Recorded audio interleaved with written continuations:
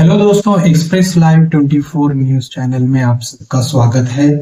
आज की एक अहम इम्पोर्टेंट खबर आई है, तो चलिए शुरू करते हैं बिना टाइम वेस्ट किए।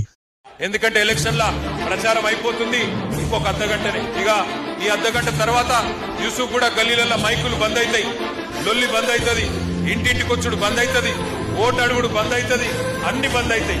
మీకు నేను ఒక్కటే విజ్ఞప్తి చేస్తున్నా ముగించే ముందు, మీరు ఎల్లుండి ఓట్లకు పోయే నాడు ఒకటే ఒక్కటి గుండె మీద చేసుకోండి, ఆలోచించుకోండి।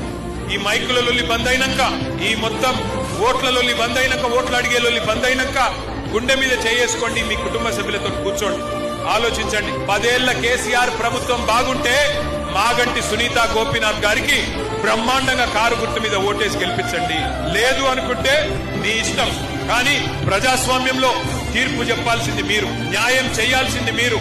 మంచిగా పనిచేసేటోళ్లను, మీకోసం పనిచేసిన మాగంటి గోపీనాథ్ లాంటి నాయకుడు 11-12 ఏళ్లు మీకోసం కష్టపడ్డ నాయకుడు ఇవాళ మన మధ్యలో లేడు। ఆయన బతికుంటే ఇంకో 3 ఏళ్లు మీ ఎమ్మెల్యేగా ఆయనే ఉంటుండే।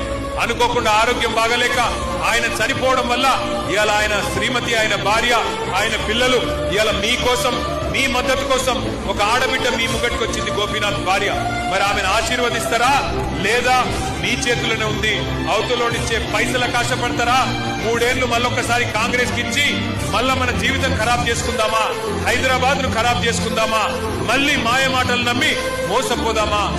ये थी आज की ताजा update express live 24 news channel पर। अगर आपको वीडियो पसंद आया तो लाइक, शेयर, सब्सक्राइब करना ना भूलें।